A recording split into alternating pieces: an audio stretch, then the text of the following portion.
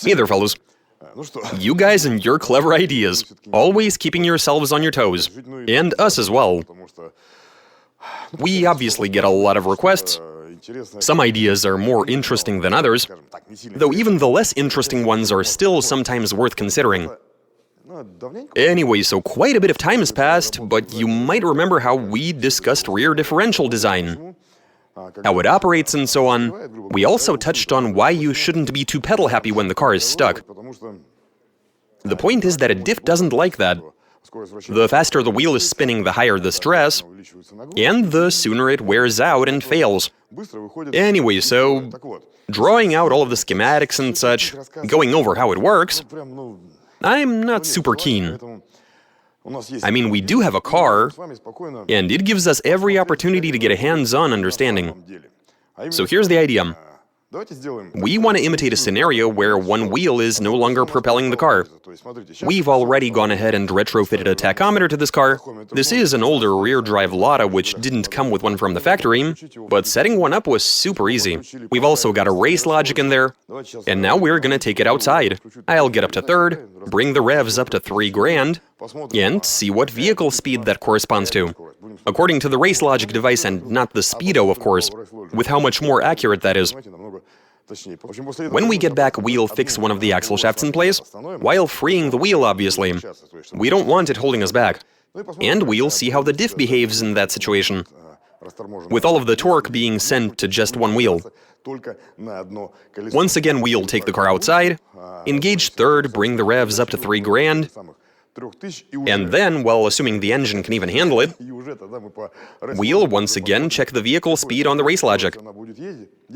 See what happens with one inactive, motionless axle shaft. The theory is that we'll double the rotational speed.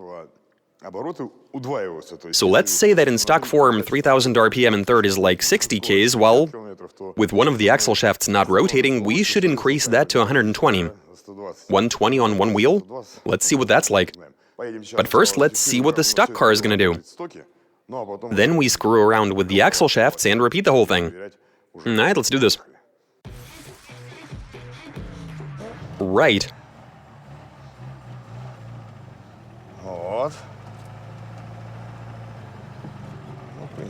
So far, so good. The tachometer is functioning awesome. The race logic is online. Terrific.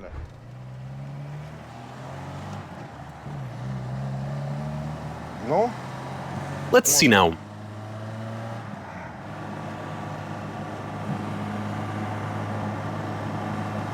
That's exactly 3000, and we are going 54 kilometers an hour. So in third gear at 3000 RPM, the car is traveling at 54 kilometers an hour. I'm pressing the gas. 3 grand and... Wait, what?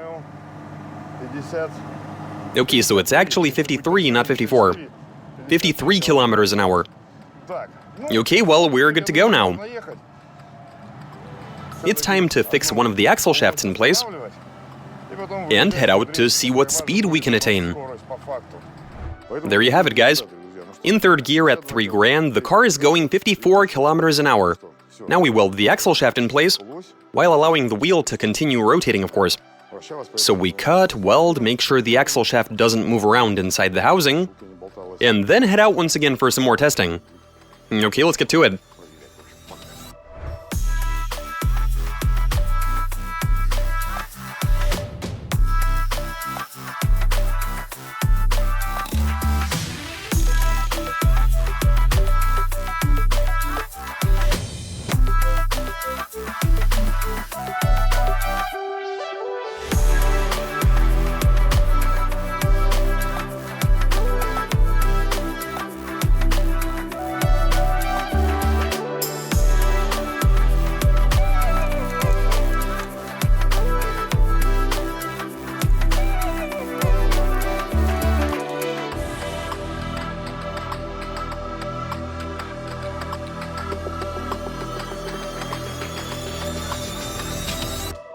Check this out, guys.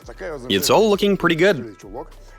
We've cut the housing open, sliced the axle shaft in two, and made it so that one half stays in place. It's being held by some welds, and it's not going anywhere. The other half we fitted a sleeve to. Everything worked out great. The wheel rotates all on its own. But when I try to spin this wheel, that brings the prop shaft into motion, as you can see. Okay, so now in order to get a visual representation of how all of this works without resorting to blueprints, we are gonna bring the car down, start the engine, and go for a drive. Yeah, let's do this. All right, looking good. Let's head out and see how the car drives. Has anything changed? Or is it gonna be the same? No, something has definitely changed, I can feel it. Oh wow. The engine is still a bit cold. Let me help it out just a tiny bit. Yes, there we are. Alright, well, what's gonna happen?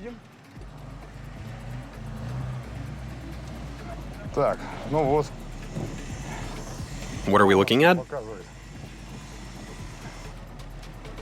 Right, so at 500 RPM, we're already going 10 to 12 kilometers an hour. It is fluctuating a bit. That is not right at all. Obviously, the new setup is doing something. Okay, now we check and see... Wow, even in first gear, the engine is really struggling. It actually feels as if I'm rolling in second.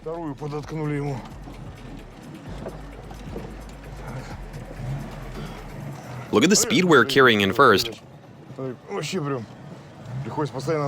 I'm also having to constantly ride the clutch. I'd better accelerate. Otherwise, we are not getting up this hill.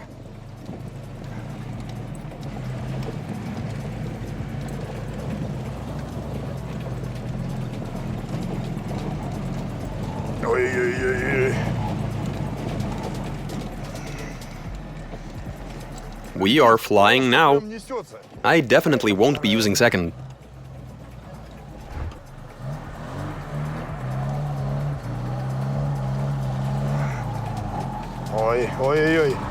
It can barely get out of its own way.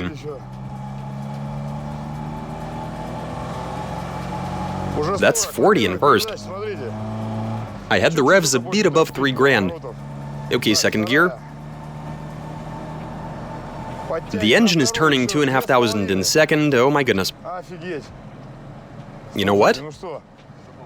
This worked after all. Like, seriously. And now to the topic of why you should avoid spinning the wheels with the car sitting in place. And especially giving it more gas in that kind of situation. So look at this. We're in second, turning 2,000 RPM. Going 45 Ks, and the engine is completely out of steam. It's under twice the stress that it usually would be, with one half of the axle essentially being blocked off. Careful. Yeah, looks like that's a wrap, folks. How did this happen? It seems to be fused. No, look at that, I can't even set off anymore. Now what do we do? Hello? Yeah, we're certainly in for a hello. Not like we have any other options.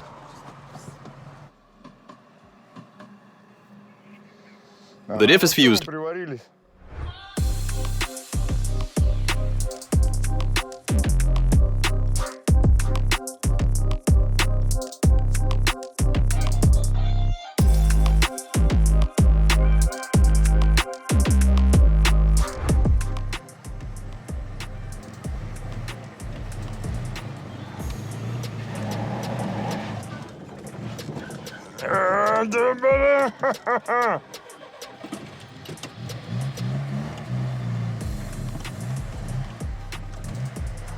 Looks like we ain't going nowhere.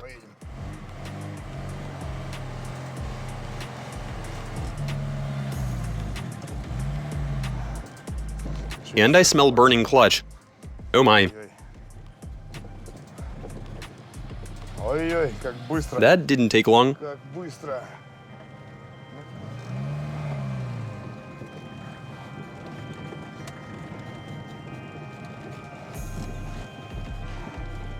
Holy cow. We are going really fast considering the engine is sitting at idle.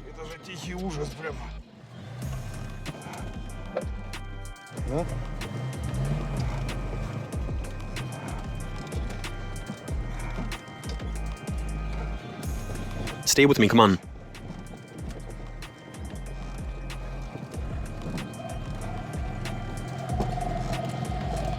Все.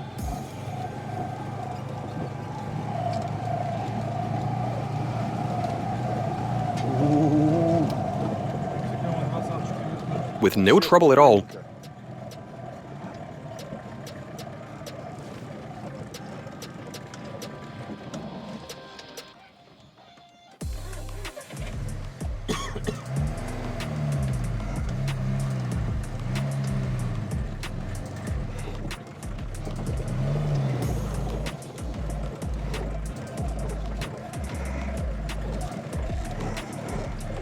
What a lovely noise.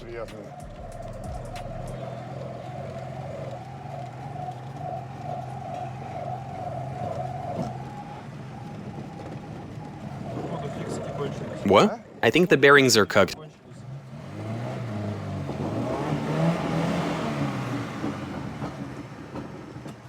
That's a wrap.